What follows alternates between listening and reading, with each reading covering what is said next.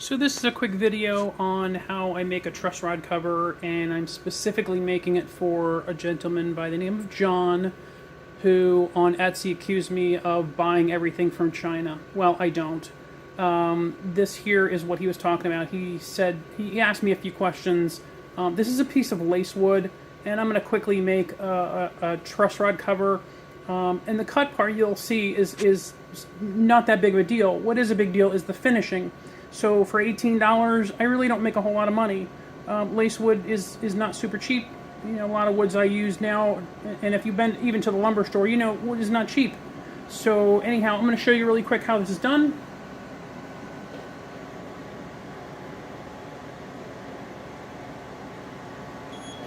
All right, I'm going to let this process. It should take about 20 seconds or so to cut.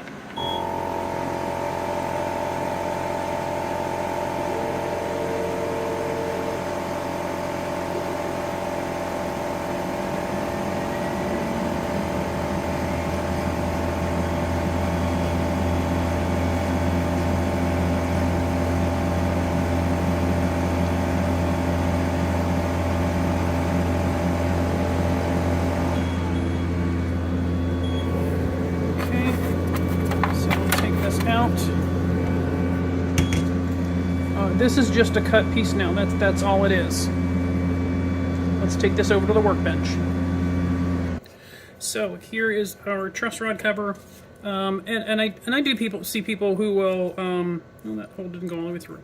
Will cut something and then just sell it as is, especially rosewood. I don't do that. I go way farther with my products. I might have to redo this. Because one of the holes didn't cut all the way through. And that's the funny part about wood when you're cutting with a laser, is that dark areas don't cut as well as light areas, and sometimes you have to recut, which means this is going to probably be a wasted piece of wood. Let's see what I can do. Yeah, that's probably going to be a wasted. So I'll show you the process anyway. So once a piece is cut, and here is one of my wolf designs, also a piece in maple. Some armrests, I'll show you those later. First thing I do is I sand out all the corners, all the edges. And as you can see, all this is done by hand. These are, I wouldn't say fragile, but somewhat fragile pieces. I mean, you don't want to run this on a machine. You got to do all this by hand. And for the $12, $15, $18 you're getting a handmade piece. You're not getting something from China, which John seems to think. So once the edges are done, then I'll go around the edges, and this is how I bevel. So I'll show you this way. You just kind of turn sideways and sand the edges here. So that's what I'm going to do here. I'm going to sand the edges.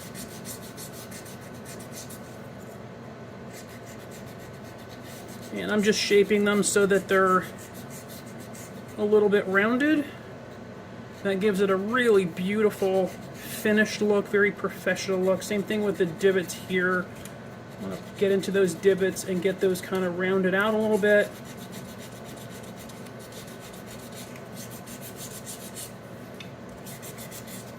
And then just going to wipe it down.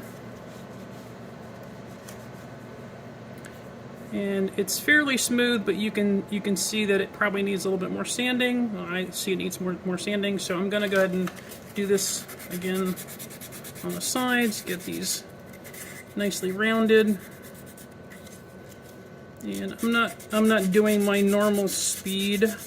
This would typically take a little bit longer. I just don't want to make this video too long.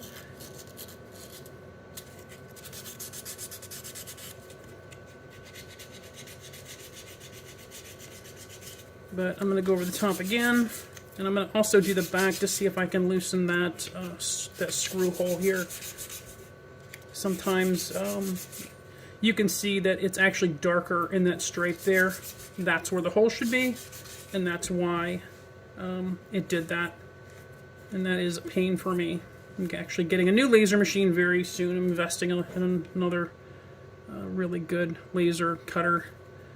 This is not going to come out, but I'm just going to leave it for now. So this is 300 grit. After the 300, sometimes I go to 4, sometimes I go straight to 6. I'm going to use 4 on this one.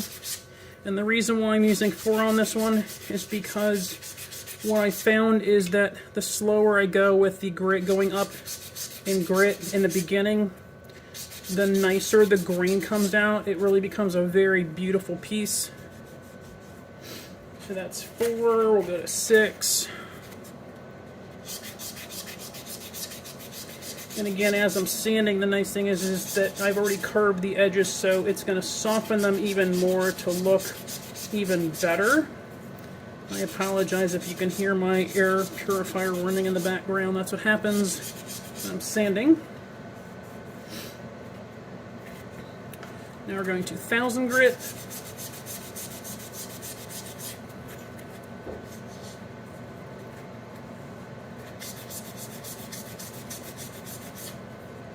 And my thumb gets a beating every time I do hand sanding. It is something I love to do, though. I love to make things with wood. I've been very interested in woodworking since I was a kid.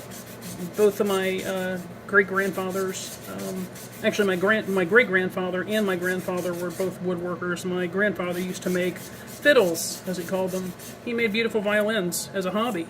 And I think that's where I got my passion from. My other great-grandfather, he actually built houses and furniture, and he did some beautiful pieces. Just absolutely beautiful. So this is 3000 grit. I'm going to wait on this.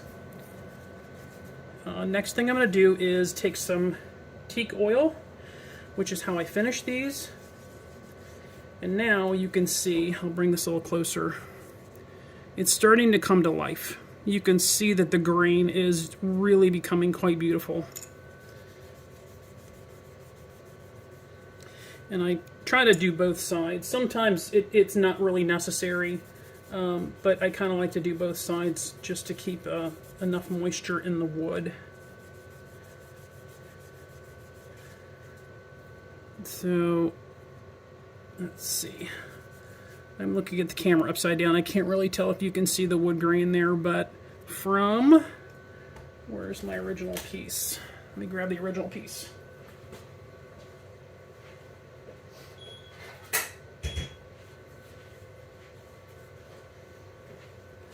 From this to this, and no, it doesn't take long. This is obviously not finished, but I wanted to do a quick video to show you. But this is really pretty beautiful right now. I'll do a little bit more polishing to see if I can get some more pop out of it, make this show really nicely.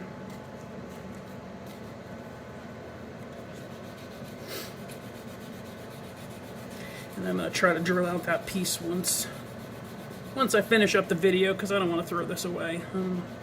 I like to use everything I can. So going from here, we're running up 3, 4, 5. Let's see, 3, 7, 8, and 9,000 grit, which puts a really beautiful high polish on this.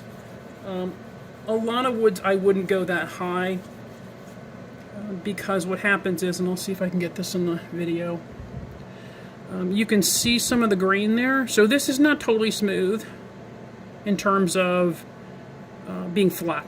There are some tiny grooves, but that's wood. That's what wood is. That's what makes wood so beautiful. But hopefully you can see how that pattern pops now from this to this. So it takes, what, 10 minutes for $12, $15, or $18. Keep in mind, that's not all profit. I have to pay Etsy a crap load of money, about 21% in fees and advertising to sell this piece.